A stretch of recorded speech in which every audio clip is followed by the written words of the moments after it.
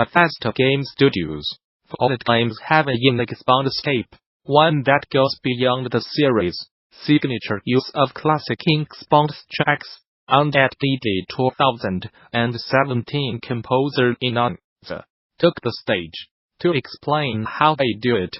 It was well worth a watch, even if you do not care about Fallout, because there's a game to how and why he goes about injecting originality and personality into game soundtracks of all stripes. If you missed out on seeing it live that year, no worries, their stock is not completely free to watch on the official GD YouTube channel. In addition to this presentation, THEGDC Vault and its accompanying YouTube channel offers numerous other free videos, audio recordings, and slides from many of the recent game developers conference events. And the service offers even more members-only content for DD Vault subscribers. Those who purchased all access passes to recent events, like DD Vault, already have full access to DD Vault, and interested parties can apply for the individual subscription via the DD Vault subscription page. Group subscriptions are also available. Game-related schools and development studios who sign up for DD Vault Studio subscriptions can receive access for their entire office or company by contacting staff via the THEGDC Vault Group subscription page. Finally, current subscribers with access issues can contact DD Vault technical support. Super Smash Bros. Ultimate surpassed 3 million sales in the U.S. during its first 11 days on shelves, according to Nintendo's own internal sales data. That makes Ultimate the fastest-selling Switch game of all time in the States, and also the fastest-selling title in the Super Smash Bros. Franchise. The massive brawler has been performing well in other regions as well, having sold 1.23 million copies in Japan during its launch weekend, another record for the series. Meanwhile, Nintendo also revealed the Switch has been the fastest-selling current-gen console in the U.S. for the past 21 months, having sold more than 8.7 million units in that time. Those hardware sales, however, do not account for the launch of Ultimate, which Nintendo claims will give the Switch extra impetus as the holidays continue. Director Josh Sawyer discusses how Deadfire's turn-based update changes the game. Obsidian's Pillars of Eternity 2, Deadfire launched last year as a rather traditional real-time strategy RPG, but soon that will not be the only genre it occupies. The team is launching an update later this week that gives players the option of playing Deadfire as a turn-based strategy game, an overhaul that, according to director Josh Sawyer, tremendously changes how the game is played. Sawyer spoke a bit about why the studio decided to add the option in as an entirely free update for owners of the game, even in an interview with Pac-Man, noting in the full conversation that the change also serves to fight off some of the fatigue that might be hitting players at this point in the game's life cycle. As outlined in the interview, the mode required devs to rework Deadfire's GUI to display turn orders, and some of the fights in the game had to be rebalanced to account for the differences between real-time and turn-based play. Switching on turn-based play has a noticeable effect on how players handle those moment-to-moment encounters as well. Sawyer says, not a lot of players slow down and look at all the armor ratings on enemies in real time, Sawyer tells Pac-Man.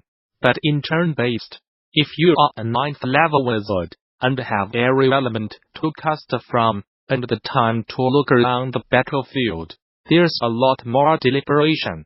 Westworld Mobile has shut down just 2 weeks after developer Behavior Interactive and publisher Warner Bros. Settled a lawsuit brought against it by Bethesda. Bethesda initially accused both companies of copyright infringement and misappropriation of trade secrets back in June, after noticing more than a few similarities between Westworld Mobile and Fallout Shelter.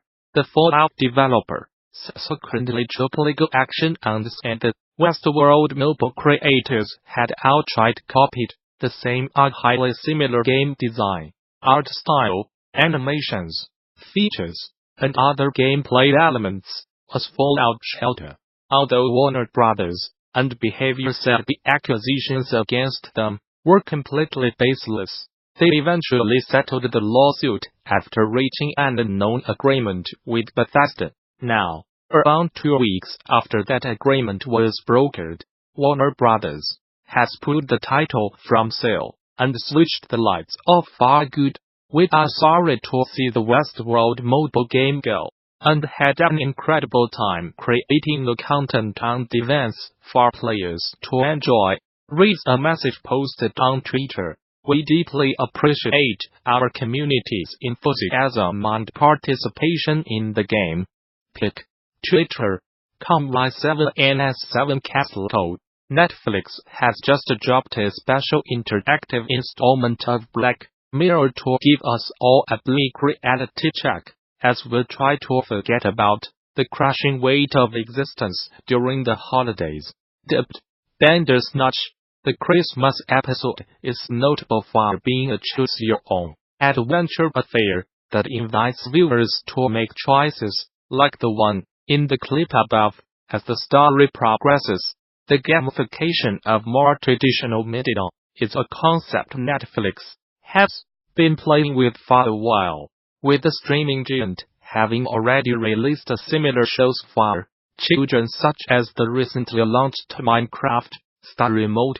The rub here is that Bandersnatch is targeted at adults, meaning creators Charlie Brooker and Annabelle Jones had to present a branching narrative complex enough to keep older audiences engaged, without letting them stray too far from the main plot. Turns out, that was a pretty huge undertaking, and in a recent interview with Variety the pair spoke about how they were given help in the form of Netflix's own custom scriptwriting tool, Branch Manager. The tool can be used to concoct complex narratives that branch out and loop around, presenting different paths that divergent intertwine at specific points. It sounds fairly versatile, but Brooker and Jones pushed it to the breaking point while writing Bandersnatch. The story kept expanding, even when we were in pre-production. Recalled Brooker, we deliberately pushed what was going to be possible, until one day, the story outline crashed. It was a first for Brooker, though it is not altogether surprising when you consider Bandersnatch has over 1 trillion unique permutations, though some of those include fairly superficial choices like deciding what cereal to score for breakfast. If that little tidbit has piqued your interest, you can out more about how Bandersnatch came together by checking out the full article over on Variety. See Worldwide Studios chairman Sean Layden reflects on E3's place in a changing industry. 2019 marks the first year Sony has opted to skip E3, a move that, when announced late last year, prompted questions about the long-running trade show's role in an industry that has changed quite a bit in the event's 23-year run. Sean Layden, C Worldwide Studios chairman and former C president and CEO, touched on Sony's decision to skip the show in a recent interview with Net, essentially boiling the decision down to shifts in the game industry and world that have not necessarily been reflected in E3's structure just quite yet. When we decided to talk video games on offices back in 1995 during the PlayStation 1 era, E3 served to constituencies, retailers and journalists. Retailers would come in new, deals would come in, and he had say, I am from Sears, and I handle Hot Wheels, Barbie, VHS, and video games. So what are you about? There was a huge educational component, says Layden. However, with how things are now, Layden says that most retailers want to have their holiday plans nailed down by February.